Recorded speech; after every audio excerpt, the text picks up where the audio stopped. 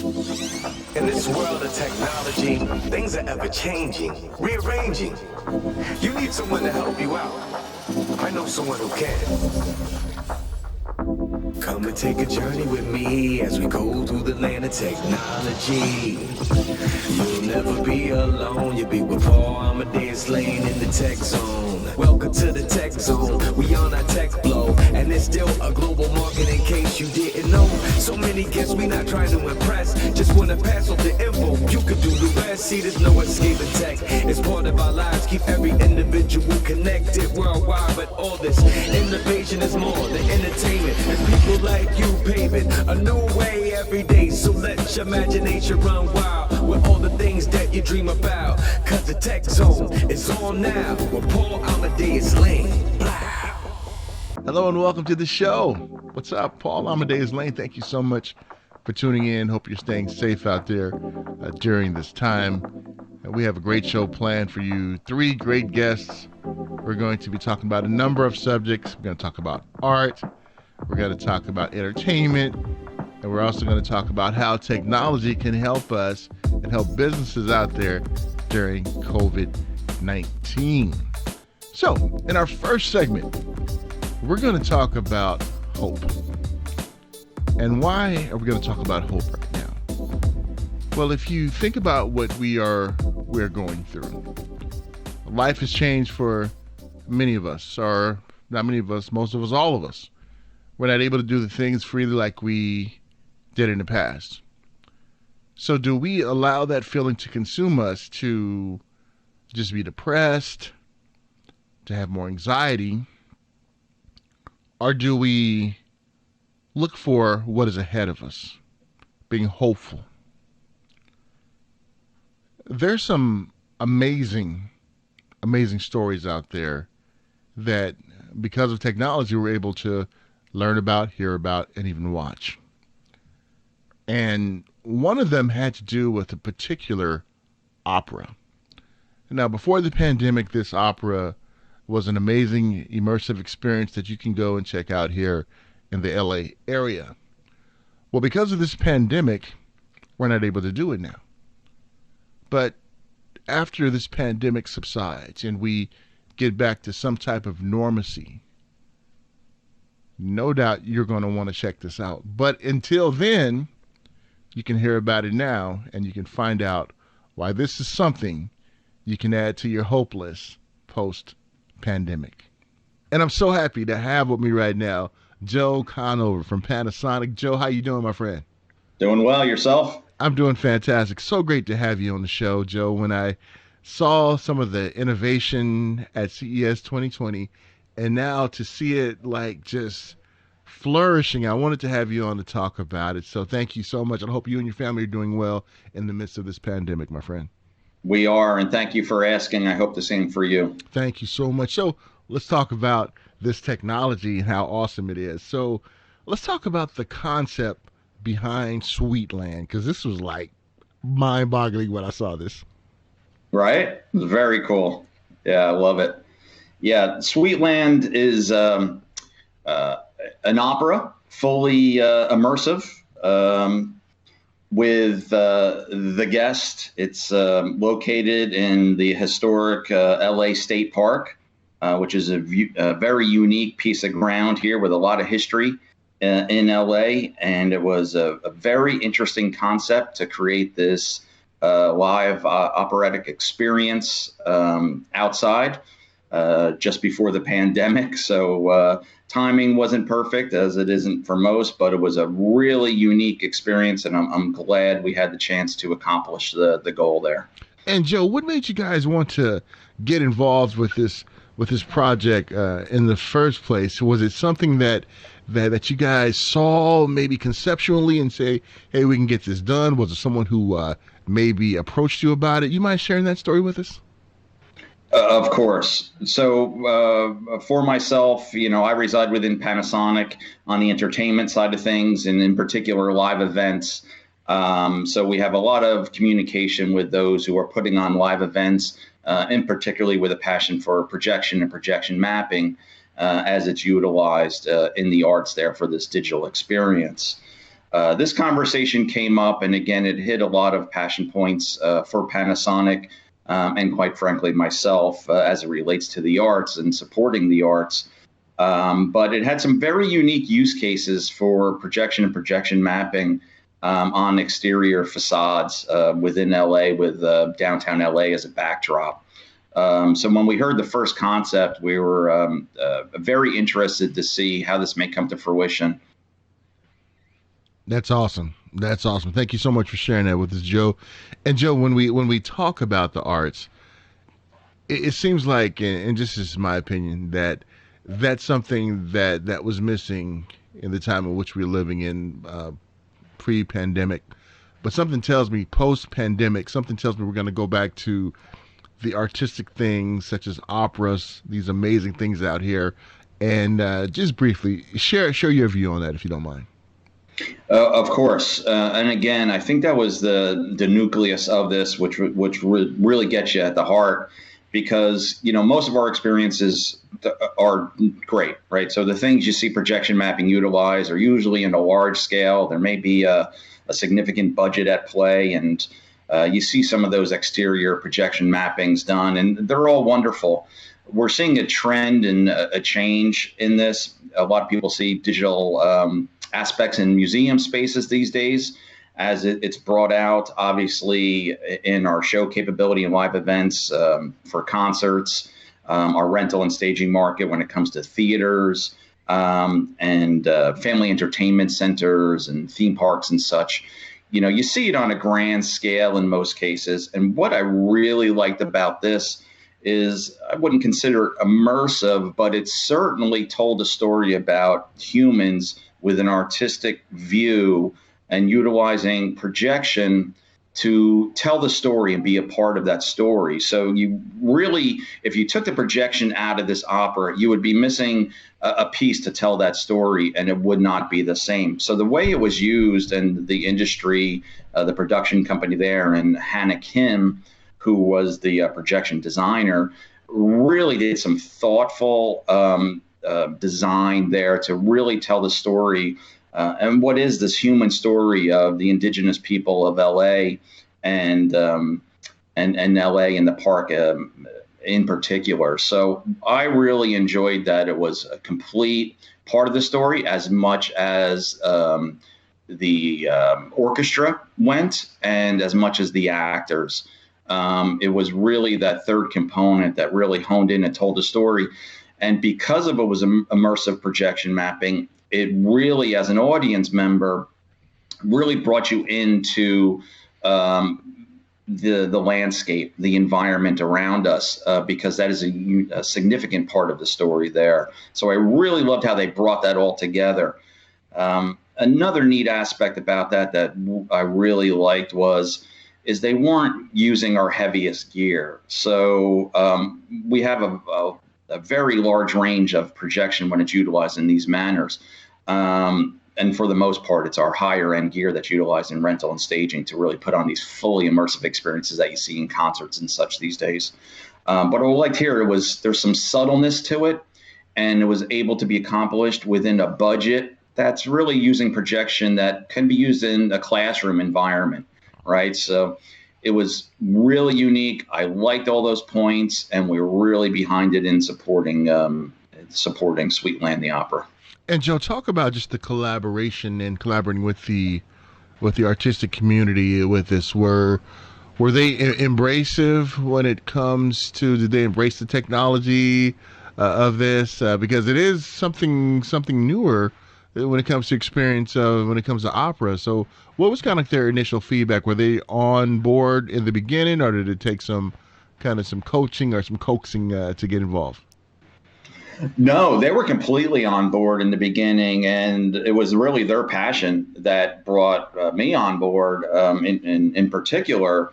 And I have seen it utilized in other areas in theater, because it is, considered environmental lighting, if you will. So when they're trying to bring that into any theater scape, when they're utilizing it as a background and trying to bring you into an environment of a stage, it was just really unique here the way they were doing it. There was use of a scrim where projection was projected on the main stage when you first walk in on the scrim, and it started opening and telling the story immediately through text and imagery. But yet, because of the scrim, there was also live acting behind it. And also some sound as well. So there was also some audio cues that were really amazing. So it was really done in a really unique manner, and that was really enjoyable. They appreciated this experience. Is there any popular, let's say, exhibit throughout this opera that really caught the eye of the audience? There were a few different interactions where the projection mapping was utilized. Again, there was an opening scene where you're in assembled theater seating, if you will, where you're looking through the scrim. And then there was then the audience separated into two different journeys. So there was two different journeys that took place where you could take two different paths and two different experiences throughout. One was Train and one was Feast, as titled. And then once you went through that secondary experience, you ultimately gathered once again for a unique experience where everyone gathered again and watched projection and the projection mapping, which was rear projection facing onto a wall of mist, which was created quite ingenious. So this wall of mist appeared, and you were now watching a scene being projected behind two singers, essentially with this mist being the curtain. Truly amazing, subtlety, but told a great story, as well as the imagery was projected onto this mist. Then again, the audience departed to their separate journeys, had that experience, and then once again gathered at the original seating location. At this time, in the end, the scrim was down, the live acting was taking place. Now, instead of your eye trained at the scrim right in front of you with the live acting there, your eye now wandered completely through what is the old train yard of LA, with the trains in the background that still ran occasionally according to train schedulings, which really became a part of everything. So it's telling this historic story. You have the backdrop of LA behind you, with the bridge architecture behind you, which was amazing. And we utilized a bunch of 20,000 lumen projectors projected on that bridge to really, again, tell a story through imagery and text. But it's so far in the distance that it was truly amazing, and it just opened up the whole experience. So you had these experiences throughout the whole event, all of them unique and different, and certainly all great value. But the end scene there with the train bridge and the trains passing by as the story finalized was just amazing use of projection. I'm blown away, Joe, by hearing you talk about this, man. This is pretty awesome. I want to geek out a little bit. Let's talk about the technology of these projectors and some of the features behind it, if you don't mind. What were some of the projectors that were used in this production? We utilized, again, focusing on the smaller units, our mid-size units that are really used in the education space. We had our RZ 670, so 6,000 lumen projections utilized in one aspect. We had 4 12,000 lumen projectors and one 20,000 lumen projector for that main scrim scene. So again, it's not 5,000 looms, which is what you would see in a normal K through 12 possibly, and it certainly wasn't our 50,000 looms where we light up buildings and such. So it was a very nice use of our mid-range product, our portable product, if you will. And Joe, as we are on this journey of hearing this experience, it seems to me that you guys are really helping the industry overcome a particular challenge or something, and talk about that, what you have done for this industry to really help out to have this robust looking production, and how utilizing your technology is really at the forefront. This curve of utilizing projection and telling a story is growing. We've seen that happen. And as you mentioned, opening up, you've seen some cases where we show this at Infocom and CES, where we're utilizing projection to tell a story through the use of digital media. And it's really the relationships I have gotten to know people that are really the artists behind this, that really utilize this technology in a meaningful way, has grown quite a bit. And the conversations we're having now of how you can bring in these fully immersive experiences in a flexible space, it truly shows where the industry is going. It's amazing. Some of the most recent projects are really eye-opening that you're going to see in the near future. But again, I love it when a story is told, when you bring it outside and it just becomes a difficult environment and you're not sheltered by a building, and you're actually out under the night sky in situations like this. Those are the unique ones that we really see. But utilizing projection and projection mapping to light up an environmental space is certainly something that is growing for us, and why we focus so hard on our live events development here at Panasonic. That's awesome. And looking at the Sweetland project, we know their budget is not like the big boys in Vegas and things like that, but we do know that Panasonic has solutions for ones with modest budgets and for ones who got deep pockets too. And talk about that, some of the things you guys have done in Las Vegas with the technology, if you don't mind sharing. Yeah, our technology is throughout Las Vegas, and that is a plethora of products, as you mentioned. We still have a full line of lamp-based projections. So if there's a cost consideration involved, we certainly haven't ignored that line, and we still develop that line. Our recent LCD LED projection certainly shows that we are focused in these areas.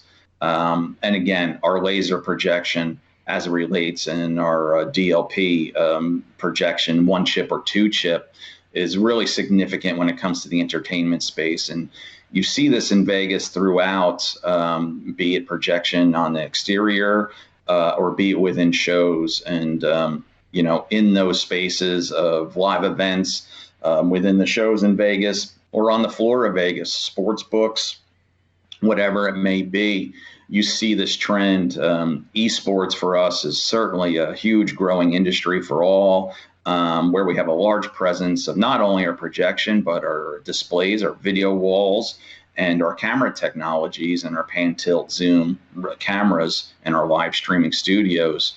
You can really create a neat, flexible space to be utilized in theater and entertainment or in any sort of venue. And in Vegas, you see a large portion of those used everywhere you go. And Vegas is tough because there's a lot of sensory input, so it's hard to focus sometimes on what that technology is. But on a given day, you walk down the Strip and you can notice quite interesting, some of the unique aspects we're doing. And I think we'll all be excited in the near future of some of the other things coming out there within town in Vegas as well. Now, Joe, you being too modest out there. Let's do some name dropping, man. Who you guys work with? Come on, let us know.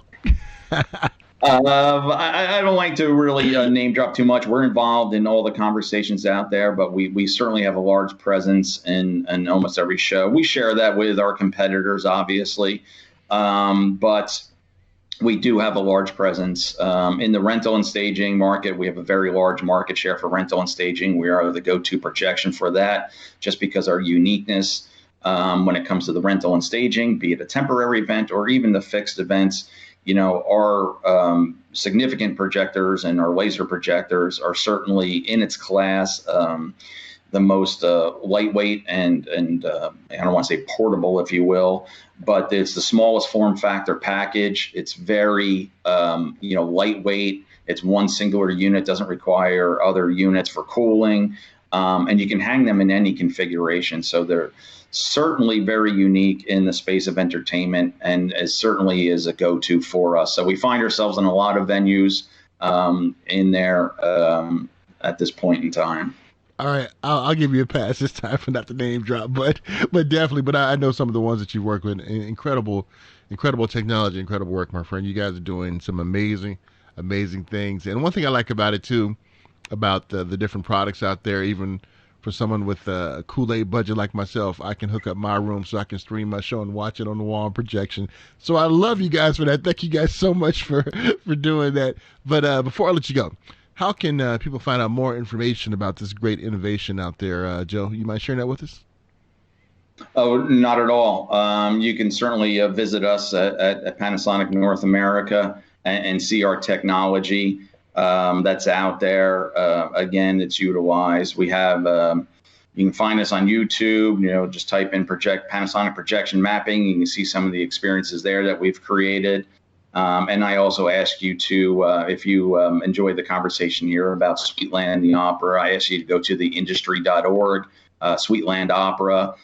They have converted quite efficiently, I must add, due to this recent pandemic, into an online streaming. So if you would like to view it and you didn't have the chance to get out there, you could certainly do that online at this point in time and support the artists who work so hard to bring this to us all. Joe, great talking to you. Enjoyed your insight in helping us to see all the women involved with Sweetland, and we really appreciate that. And hopefully, CES 2021, we'll get to see each other face to face and be able to chop it up and talk more about some of the great things out there. All right. We can only hope that we get through this all and everybody's safe as we all work to do this. We know the industry is going to change a bit. It's an interesting forcing change, but I think now, ever more than ever, these immersive environments will become ever more popular. So it'd be very interesting to see. I look forward to seeing you, and if you come on out, I got you at Tito's Tacos. We'll grab a taco, and it's on me. Sounds good, my friend. Oh, man, my friend Joe, man, he took me there. Tito's Tacos. He and I talked about it before we had our interview when I found out, where he resides at and everything. And if you don't know nothing about Tito's Tacos, you definitely want to go find out.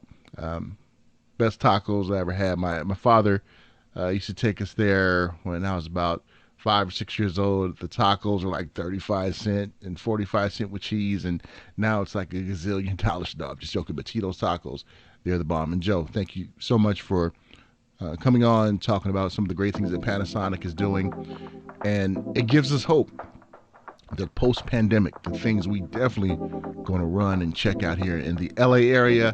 But make sure you go check out the website and find out some more great things what Panasonic is doing and Sweetland. It's great. All right, when we get back, we are going to talk about how apps can be used, especially during COVID-19, for businesses, for consumers, for medical professionals, and we're going to find out why and how coming up right after these messages. In this world of technology, things are ever changing, rearranging. You need someone to help you out. I know someone who can. Come and take a journey with me as we go through the land of technology. You'll never be alone. You'll be with Paul, Amadeus, laying in the tech zone.